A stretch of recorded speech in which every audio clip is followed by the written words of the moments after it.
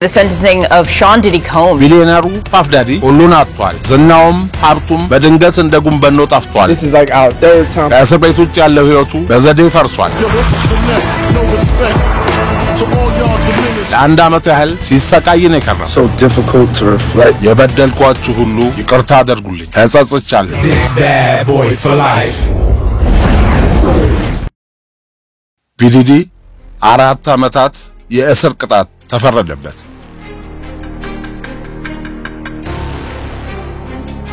በመዲናችን አዲስ አበባ ብዙዎችን ያስገረመ ያለ በአይነቱ ልዩ የሆነ ቦታ እናስተዋውቃችሁ አሚባራ ፕሮፐርቲስ ሸራተን አቅራቢያ ወዳጅነት ፓርክ ፊት ለፊት እጅግ ዘመናዊ ቤቶችን እየገነባ ይገኛል በ35000 ካሬ ሜትር ይዞታ ላይ የተመሰረተው ኮምፓውንድ ግንባታ ከ80 በመቶ በላይ ደርሷል እያንዳንዱ መኖሪያ የተናጠል ካርታ ባለቤት ነው እርሶ ቤት ለመግዛት ሲወስኑ አሚባራን የሚመርጡባቸው አያሌ ምክንያቶች አሉ ከባለ 1 እስከ ባለ 4 መኝታ ቤቶቻችን ከ50 በመቶ በላይ ብድር ተመቻችቶላቸዋል አዲሱን ዓመት ታሳቢ በማድረግ ከ1 እስከ 7.4 ሚሊዮን ብር ልዩ ቅናሽ ተዘጋጅቷል ቤቶቹ በልዩ ጥበብ የተገነቡ ናቸው ምን ይጠብቃሉ አሁኑኑ በ0933 75 44 44 ይደውሉ አሚባራ ፕሮፐርቲስ This is like our third time performing but like our biggest time where he really Think about your pretty smile and how we used to drive the whole city wild የተከበራችሁ የሳሎን ቲዩብ ተከታታዮችና ቤተሰቦች ከዚህ ቀደም የፓፍ ዳዲ ወይንም ሾን ኮምብስ ፒዲዲ ሰዎችን ለወሲብ ባርነት በመዳረግ በህገወጥ የሰዎች ዝውውር በአስገድዶ መድፈርና እንዲሁም በተለያዩ ክሶች ፋይል ተከፍቶበት ጉዳዩ በፍርድ ቤት እየታየ እንደነበረ እየተከታተልን ዘገበንላችሁ ነበር ነው አሁን ደግሞ የመጨረሻውን የፍርድ ሂደት ይዘንላችሁ ቀርበናልና ተከታተሉ Play a game. Let's pretend for a second you don't know who I am and what I do. Let's just put it to the side. የታዋቂውን አሜሪካዊ የሙዚቃ ፕሮዲዩሰርና ቀንቃኝ ፒዲዲ ጉዳይ ሲመረምር የነበረው የኒውዮርክ ፍርድ ቤት ኦክቶበር 3 ቀን 2025 ዓ.ም በዋለው ችሎት በ4 ዓመታት ከ2 ወር እስራትና የ$500,000 የገንዘብ መቀጮ እንዲከፍል ፈረደበት ሰሞኑን የውቋ ቀንቃኝ የፓፍ ዳዲ የህግ አማካሪዎችና ጠበቆች ደንበኛቸው እጁ ከተያዘበት ቀን ጀምሮ እስካሁን የታሰረው የ14 ወራት እስራት ቅጣት በቂው ስለሆነ ከእስር እንዲለቀቅ ለፍርድ ቤቱ ማመልከቻ አስገብተው ነበር በተመሳሳይም አቃቤ ህግ በ11 ዓመት እስራት እንዲቀጣ ጠይቆ ነበር የዚህ ውሳኔ ሐሳብ ተፈጻሚ መሆን ገንዘብና ዝናን በመጠቀም በዜጎች ላይ የተለያዩ ጥቃቶችና የመብት ጥሰት የሚፈጽሙ ጉልበተኞች ይህን መሰል ድርጊት በማናለብኝነት እንዳይፈጽሙ የማንቂያ ደውል ተደርጎ የሚታይ ቅጣት ይሆናል በማለት ፍርድ ቤቱን ጠይቀው ነበር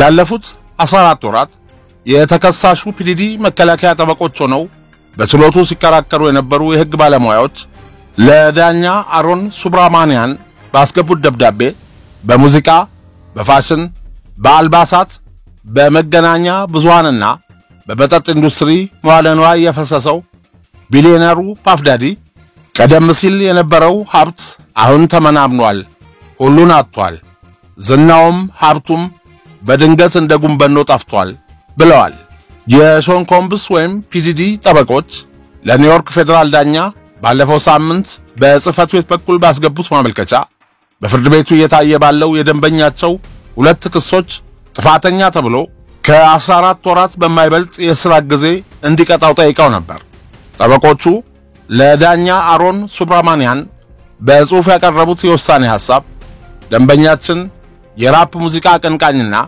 የሙዚቃ ፕሮዲዩሰር ፓፍ ዳዲ ላለፉት ተከታታይ 10 ዓመታት በሙዚቃ ኢንዱስትሪው የታወቀበት መልካም ስምና ዝና ሙሉ ለሙሉ ወድሟል ከእስር ቤት ውጭ ያለው ህይወቱ በዘዴ ፈርሷል ይህን ስንል በማስረጃ ነው ሌላው ቀርቶ በፒዲዲ የተለያዩ ድርጅቶች ተቀጥረው ይሰሩ ለነበሩ ከ100 በላይ የሚሆኑ ሰራተኞች ደሞዝ መክፈል ባለመቻሉ ከድርጅቶቹ ለቀዋል ከዚህ ውስጥም ከፒዲዲ ጋር በነበራቸው ግንኙነት ምክንያት አዲስ ስራ ለማግኘትና ሌላ ስራ ለመቀጠር ቢሞክሩም የፒዲዲ ሰራተኛ ነበራችሁ በሚል ስራ ለማግኘት እንዳልቻሉ ለዳኛው ባስገቡት የፍርድ ማቅለያ ጽሑፍ ላይ አስፍረዋል።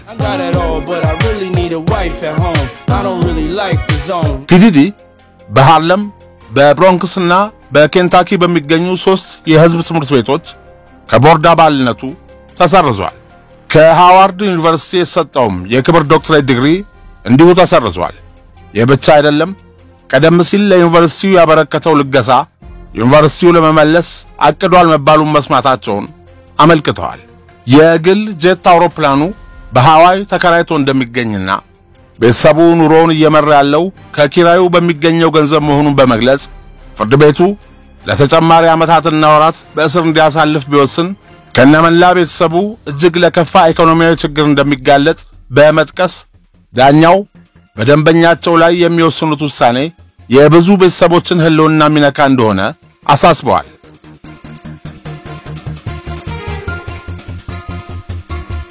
በሃርለም የተወለደው ሾን ኮምብስ ወይም ፒዲዲ ራፐሩ ኖቶሪየስ ቢአይጂና አሸርን ጨምሮ በሂፕ ሆፕ የሙዚቃ ስልት ትልቅ ስም ያላቸውን አቀንቃኞች ለስኬት ያበቃና በአሜሪካ የሙዚቃ ኢንዱስትሪ ውስጥ ትልቅ ተጽዕኖ ፈጣሪ የሆነውን ባድ ቦይ ሪከርድስ የተባለ ተቋም መስርቷል። በባለቤትነትም መርቷል። ከዚህም በተጨማሪ ሲንጆን የተባለ የልብስ ብራንድ እንዲሁም የሽቶዎችና የአልኮል መጠጦች በማምረትና በማከፋፈል ሥራ ላይ የተሰማሩ ኩባንያዎች ባለድርሻ እንደሆነ ይታወቃል። 48 ቀናት ያህል በፈጀውና የኒውዮርክ ከተማ ፌደራል ከፍተኛ ፍርድ ቤት ባስቻለው ችሎት ፒዲዲ ዕውቅናውን ዝናውንና ሀብቱን በመጠቀም ለወሲብ ንግድ ሴቶችን የሚያዘዋውርና በወሲብ ንግድ ላይ የተሰማራ ህገወጥ ቡድን አቋቁሞ መርቷል ሲሉ አቃቢያነ ህጎች በፒዲዲ ላይ የመሰረቱት ክስ ነው ዕውቁ ራፐርና የሙዚቃ ፕሮዲዩሰር ጥፋተኛ ያስባለው። በኒውዮርኩ የብሩክሊን የፌደራል ወህኒ ቤት ከአንድ ዓመት በላይ በእስር ያሳለፈው ፒዲዲ ራሱን ሊያጠፋ ይችላል በሚል ለወራት ያለማቋረጥ ክትትል ሲደረግበት ቆይቷል። በየ2 ሰዓቱ የመታወቂያ ካርዱን በጥበቃ ላይ ለሚገኙ ሰራተኞች ማሳየት ነበረበት። ከዚህ በተጨማሪም ኃይለኛ ብርሃን ያለው መብራት በድንገት በእስር ክፍል ውስጥ በማብራት እንዲሁም ጠባቂው በአሳቻ ሰዓት ወደ ታሳሪው ክፍል ገብቶ ከእንቅልፉ በመቀስቀስ በሕይወት መኖሩን ለማረጋገጥ ፍተሻ ያደርግ ነበር። ፒዲዲ በእስር ቆይታው ወቅት በወህኒ ቤቱ የንጹህ ውሃ አቅርቦት ውስንነት ስለነበርና ብዙውን ጊዜ ውሃው ይበከል ስለነበር ይህን ውሃ ጠጥቶ እንዳይታመም ውሃውን አፍልቶ ለመጠጣት ይገደድም ነበር። የእስር ክፍሉ መታጠቢያ ቤት በር የሌለው ሲሆን ይተኛ የነበረውም ከሌሎች እስረኞች በ2 ሜትር ርቀት ነበር። ፒዲዲ በኒውዮርክ ብሩክሊን የፌደራል ወህኒ ቤት የ13 ወራት የእስር ቆይታው ንጹህ አየር አልተነፈሰም። ቆዳውም በበቂ ሁኔታ የፀሐይ ብርሃን አላገኘም። ከዚህ በተጨማሪ አብዛኛውን ጊዜ የቀዶ ጥገና የሚያስፈልገው ህመምን በሚያደርስ የጉልበት ጉዳት ምክንያት ለሰዓታት በእግሩ ይራመድ ነበር። በወህኒ ቤቱ የሚዘጋጁት ምግቦች የጽዳትና ከፍተኛ የንጽህና ጉድለት ስለነበራቸው አንዳንድ ጊዜ ትል ይገኝበታል። ፒዲዲ በእነዚህና መሰል ችግሮች የተነሳ ለአንድ ዓመት ያህል ሲሰቃይ ነው የከረመው። 12 አባላት ያሉት የዳኞች ቡድን ኮምብስን ወይም ፒዲዲን ከባድ ከሆኑ 5 ክሶች ነፃ ያሉት ለ13 ሰዓታት ያህል ከተከራከሩ በኋላ ነበር።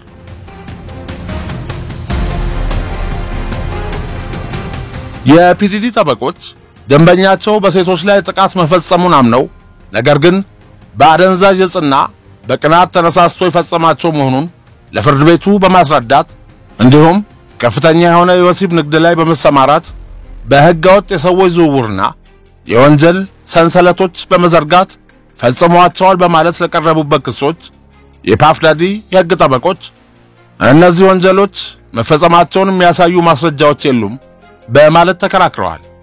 ይህ በእንዲህ እንዳለ የ84 ዓመት ዕድሜ ያላቸው የፒዲዲ እናት ጃኒስ ኮምብስ በልጃቸው ላይ ለሚሰጠው ፍርድ ማቅለያ ነው ያሉትን ደብዳቤ ለዳኛ አሮን ሱብራማንያን ማቅረባቸውን ፎክስ ኒውስ ዘግቧል። ልጄ የአባቱና የአጎቱን ሞት ጨምሮ በገጠመው የተለያዩ ምክንያቶች ሳቢያ በልጅነቱ የደረሰበትን የመንፈስ ስብራት ተቋቁሞ የተሳካለን ነጋዴ ለልጆቹ ተንከባካቢና አፍቃሪ አባት ለመሆን በቅቷል። በልጅነቱ በብዙ ትራውማ ውስጥ ነው ያለፈው። ምናልባት እኚህ በልጅነቱ የደረሱበት ችግሮች ይሆኑ እንዲህ ያለ ስህተት ውስጥ ያስገቡት? ምናልባት አላውቅም። የተከበረውን ፍርድ ቤት መጠይቀው በልጄ ለተፈጸሙት ጥፋቶች በፍጹም ይቅርታ አልጠይቅም። ነገር ግን ልጄ ከእስር ተለቆ ከቤተሰቡ ጋር በአንድነት በምግብ ጠረጴዛ ላይ እንዲቀመጥ የመከባበርን አስፈላጊነት እያስተማረ ልጆቹን እንዲያሳድጋቸው በልባቸው ውስጥም የእግዚአብሔር ፍቅር ያላቸው ሆነው እንዲያድጉ ብቻ ነው የምፈልገው። የልጅ ልጆቼ እናታቸውን በሞት በማጣት መንፈሳቸው ተሰብሯል። ልጆቹን እንዲረዳቸው በመፍቀድ ያለውትን ደግነትና ርህራሄ እንዲያሳዩ እማጸኖታለሁ። እኔ ለምን ያህል ጊዜ በሕይወት እንደምቆይ አላውቅም። ነገር ግን እሱንና ልጆቹን እንደገና አንድ ላይ ሆነው ባይ ደስ ይለኛል።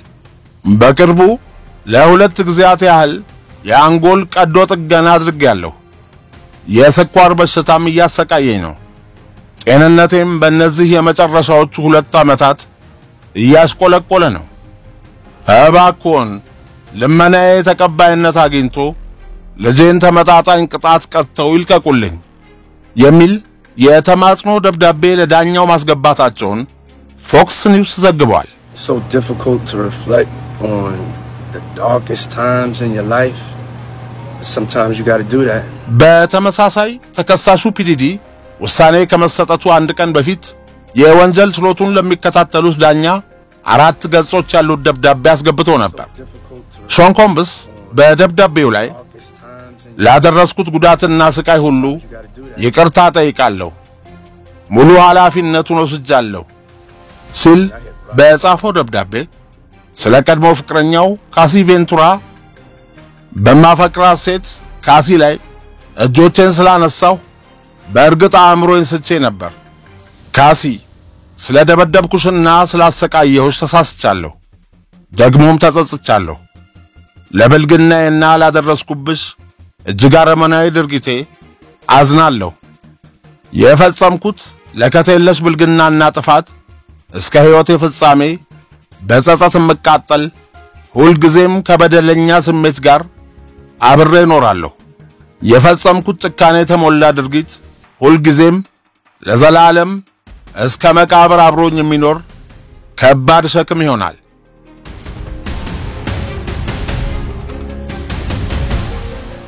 ጄንን በተመለከተም እሷን ማፍቀሬን ለማሳየት መስሎኝ በፈጸምኳቸው ክፉ ተግባራት ምክንያት እንደጎዳዋት ተገነዘብኩ።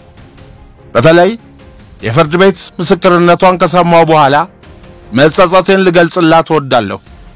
እጅግ በጣም አዝኛለሁ ብሏል።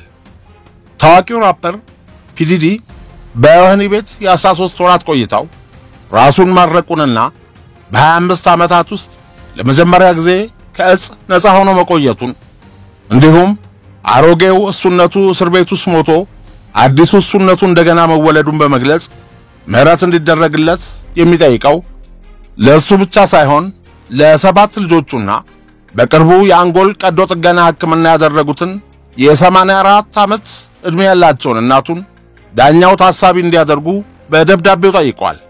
የፍርድ ውሳኔው በተሰጠበት ወቅት በኒውዮርክ ፌደራል ፍርድ ቤት ቁጥራቸው ከ30 በላይ የሚሆኑ የዕውቁ አቀንቃኝና የሙዚቃ ፕሮዲውሰር ፒዲዲ ቤተሰብ አባላትና ጓደኞች በመጀመሪያዎቹ 2 ረድፎች ላይ ከሚገኙ ወንበሮች ላይ ተቀምጠዋል። ከነዚያ መካከል 6 ልጆቹ ይገኙበታል። ሾን ኮምብስ ወይም ፓፍዳዲ ልጆቹ በችሎቱ ፊት ቀርበው ዳኛው በአባታቸው ላይ ከባድ ቅጣት እንዳያስተላልፍ ለማስገንዘብ በየተራ ሲናገሩ ስሜታዊ ሆኖ ነበር። በተለይ ከሴት ልጆቹ አንዷ ጄሲ ለችሎቱ ስለ አባቷ እየተናገረች እያለ ማልቀስ ስትጀምር አባቷ በሐዘን ተሰብሮ ጭብጥ ኩርምት ሲል ታይቷል። ከምሳ ረፍት በኋላ የፍርድ ማቅለያ ሐሳብ እንዲያቀርብ የተፈቀደለት የፒዲዲ ጠበቃ ብሪያን ስቲል የደንበኛውን ታሪክ ጊዜ ወስዶ ማየቱን የሙዚቃ ፕሮዲውሰሩ ያልታከመ አሳዛኝና ከህይወቱ ጋር አብሮ ያደገውን ሐዘንና ጭንቀት ላለማስታወስ በጀመረው አስከፊ የአደንዛዥ እሱስ ምክንያት ለከፍተኛ የስነልቦና ቀውስ መዳረጉን ማወቅ እንደቻለ ለፍርድ ቤቱ አስረድቷል። ጠበቃ ብሪያን ስቲል ገለጻውን በመቀጠልም ፒዲዲ በልጅነቱ ጓደኞቹ ሲሞቱ የተመለከተባቸውን አጋጣሚዎች ጨምሮ የአባቱና የአጎቱን ሞት ተከትሎ በከባድ የመንፈስ ስብራት ውስጥ ሆኖ የልጅነት ጊዜውን ማሳለፉን ከዚህ አደገኛ የመንፈስ ስብራት ለመዳን የህመም ማስታገሻ መድኃኒት ሱስ እንደያዘው ይህን ተከትሎም በ2000 ዓመተ ምህረት ለመጀመሪያ ጊዜ የታዘዙለትን ለህመም ማስታገሻነት የሚወስዳቸው መድኃኒቶች አዘውትሮ በመውሰድ የተጠናወተው ሱስ አጠቃላይ ባህሪው እንዲቀየር በማድረግ ረገድ አስተዋጽኦ እንዳደረገበት ተናግሯል። የተከበረው ፍርድ ቤት ይህንን ግንዛቤ ውስጥ እንዲያስገባ በመግለጽ የቅጣት ማቅለያ ሐሳብ አቅርቧል።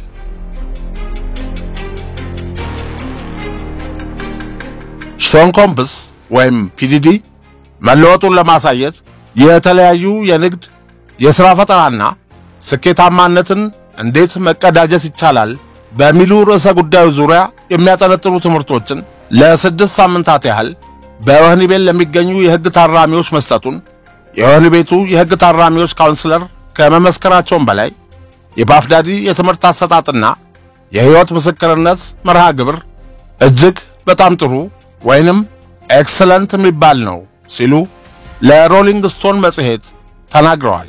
ይህ ለ6 ሳምንታት ያህል በቢዝነስ ማኔጅመንት ኢንተርፕሪነርሺፕ እና ፐርሰናል ዴቨሎፕመንት ላይ ያተኮሩ በፒዲዲ ተዘጋጅተው የተሰጡ ትምህርቶች ዕውቁ የሙዚቃ ፕሮዲውሰርና ቢሊዮነር ሾን ኮምብስ ወይንም ፒዲዲ ከባዶ ተነስቶ ያሳለፈውን ውጣ ወረድ የበዛበት ግን ደግሞ ፈተናዎችን በማለፍ ስለተወጣጣበት የሀብት ማማ ስኬታማ ጉዞ ለታራሚዎቹ ልምዱን ማካፈሉን የወህኒ ቤቱ አስተዳደር ለፍርድ ቤቱና ለዳኛው በቅጣት ማቅለያነት በደብዳቤ አሳውቀዋል።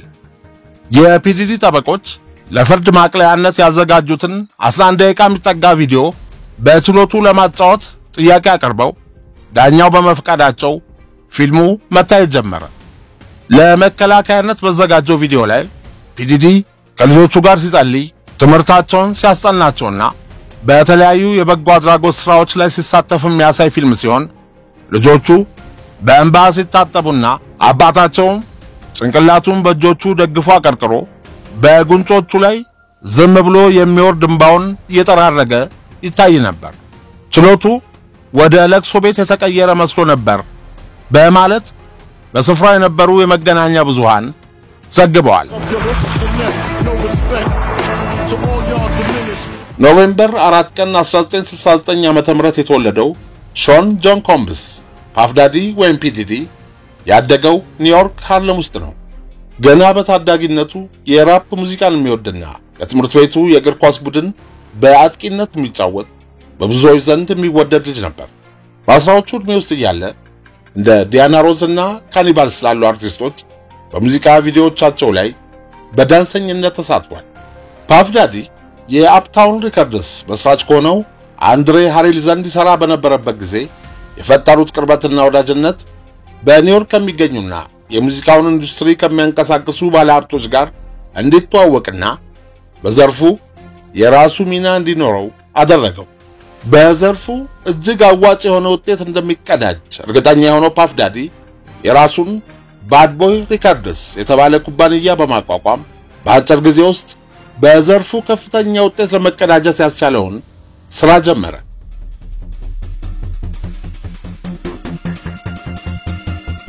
አወዛጋቢ ስብዕና ያለው ፒዲዲ በሙዚቃ በፊልምና በፋሽን ኢንዱስትሪ ዘርፎች ላለፉት 30 ዓመታት በአሜሪካን ብቻ ሳይሆን በዓለም አቀፍ ደረጃ ዕውቅናን መቀዳጀት ከቻሉ ጥቂቶች መካከል አንዱ ሊሆን እንደበቃ እንደ ሮሊንግ ስቶን እና ኒውዮርክ ፖስት አይነቶቹ ሰፊ ስርጭት ያላቸው መገናኛ ብዙሃን በስፋት ዘግበውለታል። ፓፍዳዲ በሙዚቃ ኢንዱስትሪ ይቀናቀኑኛል ይበልጡኛል ለሚላቸውን የሙያ አጋሮቹን በረቀቀ ሁኔታ ሲገድልና ሲያስገድል የአገሪቱ ፖሊስና የፍትህ አካላት አይተው እንዳላየ ሆነው ሲያልፉት የነበረው ወይም ሲተባበሩት የነበረው ለምንድን ነው በማለት ብዙዎች በመጠየቅ ላይ ናቸው። ባለጸጋ ለመሆንና ከቢሊዮነሮች ተርታ ለመሰለፍ ታላቅ ጉጉት የነበረው ሲሆን ይህን ፍላጎቱንና ምኞቱን ለማሳካት የማያደርገው ጥረት የማይከፍለው መስዋዕትነት እንደሌለ የሚነገርለት ፓፍ ዳዲ ከአውሮፓውያኑ 2008 ዓ.ም ጀምሮ የወንጀለኞች ቡድን መስርቷል። በተለያዩና አዳዲስ በሆኑ የኢንቨስትመንት ዘርፎች ከ$600 ሚሊዮን በላይ ካፒታል መፍሰሱ የሚነገርለት ሾን ኮምብስ ፓፍ ዳዲ በ1998 ዓ.ም ሲያቋቋመው የአልባሳት ማምረቻ ፋብሪካ ያለው ሲሆን በፋብሪካው የሚመረቱ አልባሳትና የስፖርት ትጥቆች በዓለም አቀፍ ገበያ ከፍተኛ ተፈላጊነት ያላቸው እንደሆኑ ይነገራል። ፓፍ ዳዲ ከአልባሳት ፋብሪካው በተጨማሪ ጆኒ ዎከር ዊስኪን ጨምሮ በዓለም አቀፍ ደረጃ ታዋቂና ተወዳጅ የአልኮል መጠጦችን ከሚያመርተው ዲያጆ የተባለ ግዙፍ የመጠጥ አምራች ኩባንያ ጋር በሽርክና የሚሰራ ሲሆን ዴላዮን የተባለ ቮድካ መጠጥ የሚያመርት ፋብሪካ ባለቤትም ነው። ይህ ዴላዮን የተባለ የመጠጥ ፋብሪካ በየዓመቱ ከፍተኛ ትርፍ እንደሚያስገኝለት ይነገራል። ባራክ ኦባማ፣ ሂላሪ ክሊንተን፣ ዶናልድ ትራምፕ፣ ጀስቲን ቢበር፣ ጄዚ፣ ቢዮንሴ፣ ቴይለር ስዊፍት፣ ካማላ ሃሪስና ሌሎችም ታዋቂ ፖለቲከኞችና በተለያዩ የሙያ ዘርፎች የሚታወቁ ሰዎች ፓፍ ዳዲ በመኖሪያ ቤቱ በሚያዘጋጃቸው ፓርቲዎች ላይ ይታደሙ ነበር። ሰውየው በትንሹ ላለፉት 30 ዓመታት ሲፈጽማቸው በነበሩ ወንጀሎች ከዓለማችን ቢሊዮነር ቱጃሮች እስከ ዋይት ሃውስ ድረስ የዘለቀ ከለላ ያገኝ ነበር ብለው የሚያምኑ በርካቶች ናቸው። ኤለን መስክ ትዊተርን በገዛበት ወቅት ሾን ኮምብስ ወይንም ፓፍ ዳዲ $20 ሚሊዮን ማዋጣቱ አይዘነጋም።